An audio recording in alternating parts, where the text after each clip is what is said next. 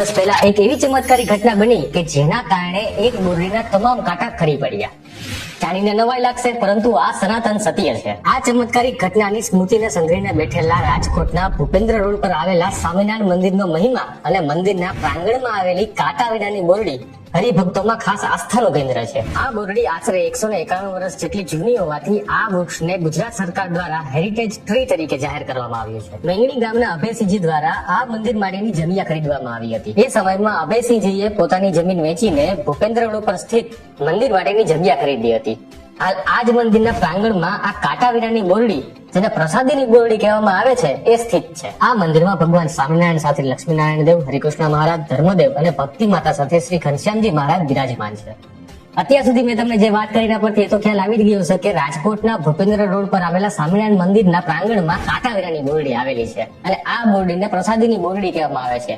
પણ આ પ્રસાદીની બોરડીનો મહિમા શું છે, ચાલો એ જાણીએ. આ પૃથ્વી પર અનેક વૃક્ષો આવેલા છે, પણ રાજકોટના ભૂપેન્દ્ર રોડ પર આવેલા સ્વામિનારાયણ મંદિરના પટાંગણમાં આવેલી કાંટા વિનાની બોરડી કંઈક અલગ છે. આ બોરડી કદાચ વિશ્વનું એકમાત્ર એવું વૃક્ષ છે કે જેણે એક સંતના વચનના કારણે અનાદિકાળથી ક્યારેય ન બદલાય એવો કાંટાળો સ્વભાવ છોડી દીધો. અંગ્રેજ સલ્તનત મુંબઈ ઇલાકાના ગવર્નર સર જોન માલ્કમના આમંત્રણને માન આપીને ભગવાન શ્રી હરિ તારીખ 26/2/1830 ના રોજ રાજકોટ પધાર્યા હતા અને આ બોરડીની બાજુમાં સંતો અને હરિભક્તોની સભા કરીને બિરાજમાન હતા. આ સમયે યોગીરાજ સદગુરુ ગોપાળાનંદ સ્વામી આ બોરડીની નીચેથી પસાર થયા અને બોરડીના કાંટા સ્વામીજીના પાગમાં ભરાયા, જેના લીધે સ્વામીજીના મુખમાંથી અચાનક જ શબ્દો સરી પડ્યા. અરે સર્વાવતારી પૂર્ણ પુરુષોત્તમનો તને સાક્ષાત સંબંધ થયો, છતાં તે તારો સ્વભાવ છોડ્યો નહીં. ગોપાળાનંદ સ્વામીના આ શબ્દો સાંભળતા જ બોરડીના તમામ કાંટા ખરી પડ્યા અને આ બદરી વૃક્ષ નિષ્કંટક બન્યું, જે આજે પણ ઇતિહાસનું સાક્ષી બનીને આ જ મંદિરના પ્રાંગણમાં ઉભું છે. આ બોરડી નિષ્કંટક બોરડી કેમ બની એ તો આપણે જાણી લીધું, પણ આ બોરડીની વિશેષતાઓ શું છે, ચાલો એના પર એક નજર નાખીએ. આશરે 191 વર્ષથી આ સ્થાને બોરડીનું વૃક્ષ અડીખમ ઉભું છે. વનસ્પતિ શાસ્ત્રના નિયમોથી વિપરીત છે આ બોરડી. વિજ્ઞાનના તથ્યને ધર્મના રહસ્યથી અચંબો ઉપજાવે છે એવી છે આ બોરડી.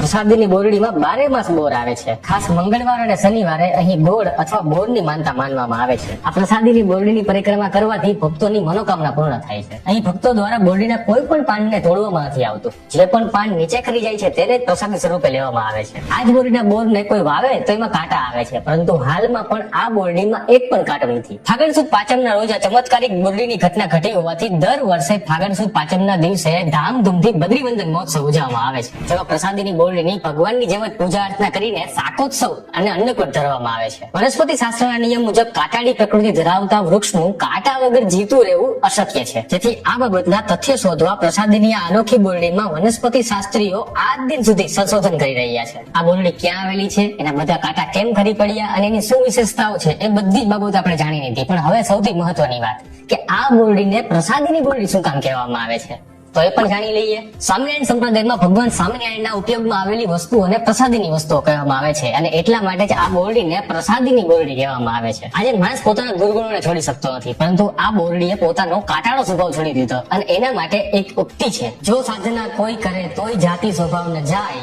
પણ સંત વચન જો ઉર ધરે તો એ બદરી સમ થાય, જેને નિષ્કંટક બોરડી સિદ્ધ કરી છે. જીવનમાં એકવાર તો આ બોરડીના દર્શને ચોક્કસથી જવું જોઈએ. કદાચ એને જોઈને આપણને પ્રેરણા મળે અને આપણા જીવનમાં પણ પરિવર્તન આવી જાય. તો આજે મેં તમને રાજકોટના સ્વામિનારાયણ મંદિરના પ્રાંગણમાં આવેલી કાંટા વગરની બોરડીની વાર્તા કહી. જો તમને આ વાત ગમી હોય અને આ વિડીયો ગમ્યો હોય તો બધા સાથે શેર કરી દો.